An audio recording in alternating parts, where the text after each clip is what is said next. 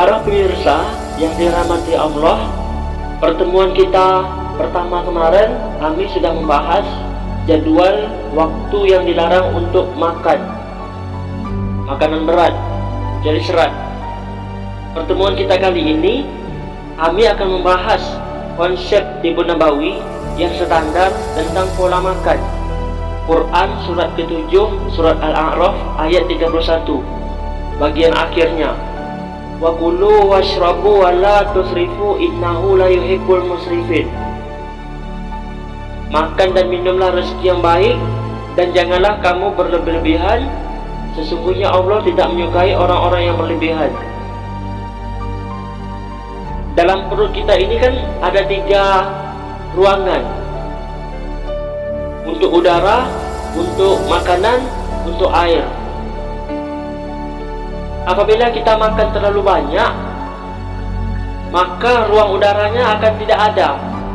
Itu bisa terjadi sesak napas dan bisa terjadi lemahnya pencernaan kita. Atau kita banyak minum sehingga ruangan untuk makan, ruang untuk udara, penyimpanan angin itu tidak ada. Atau makan dan minum tidak ada, ruang udara penuh, akhirnya masuk angin. Itu konsep takaran, konsep jumlah, konsep banyaknya. Kalau mengenai zat, misalkan jenis gula, kita makan gula terlalu sering. Pagi minum manis, anggaplah teh. Tengah hari minum manis, sirup. Kemudian malam manis lagi. Apakah minum kopi atau yang lainnya? Kecuali manis buah-buahan, itu beda. Itu tetap tidak boleh terlalu banyak, harus imbang. Pagi makan dan minum sejenis manis-manisan, gula atau madu atau kopi. Tengah hari makan yang asam-asam. Untuk malamnya makan yang pahit-pahit.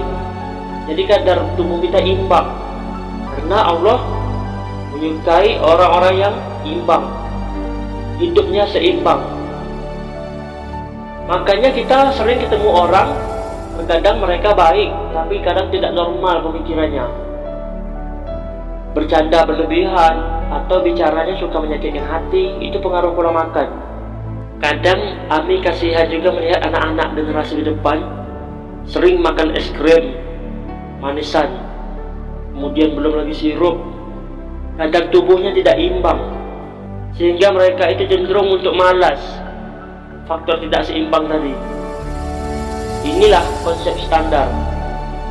Kemudian konsep selanjutnya kita ambil dari Al-Quran surat kedua, surat Al-Baqarah ayat 168. Ya ayyuhan nasu kulu mimma fil ardi halalan thayyibah wa la tattabi'u khutuwati syaitan innahu lakum aduwwum mubin. Makanlah rezeki yang halal dan baik.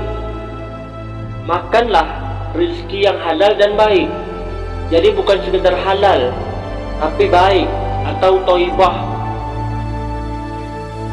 Pada zaman ini, zaman Mulkan Jabarian ini, banyak makanan yang halal tapi tidak baik, tidak thayyibah.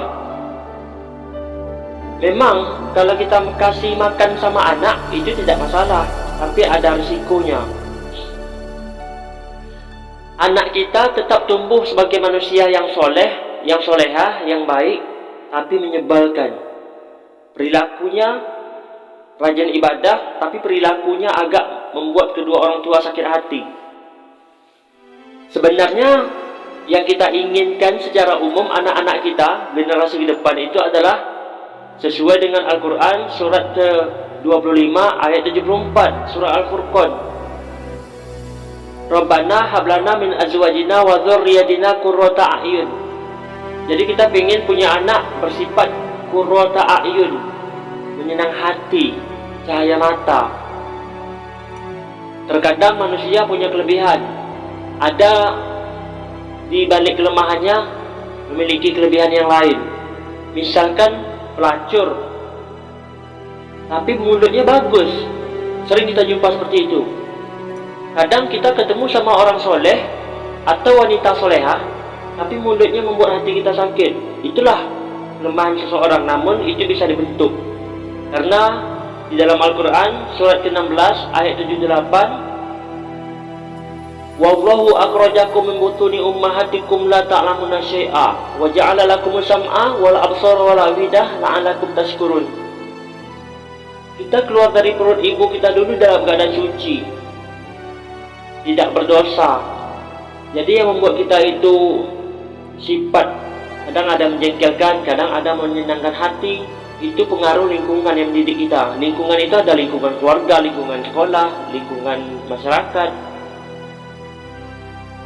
Sebaiknya kita jadilah besi yang kuat. Meskipun lingkungan itu dingin, kita tetap panas. Tapi untuk menjadi besi yang kuat itu harus banyak pelajaran. Banyak yang harus kita pelajari tentang ujian hidup ini.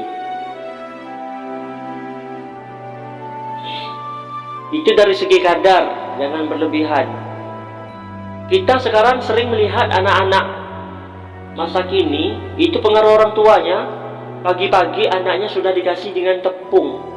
Dia makan kue, sosis atau yang lainnya, nugget. Seharusnya pagi itu makan buah-buahan. Makanya ada sebagian anak memiliki sifat egois, mau menang sendiri, tidak mau mendengarkan kedua orang tuanya, tidak mau mendengarkan ucapan gurunya. Itulah efek pendidikan dari keluarga masing-masing. Tapi Ami pun tidak menyalahkan mereka, karena mereka punya kelebihan yang lain. Anggaplah mereka punya ekonomi lebih dari segi anak, agak seperti itu.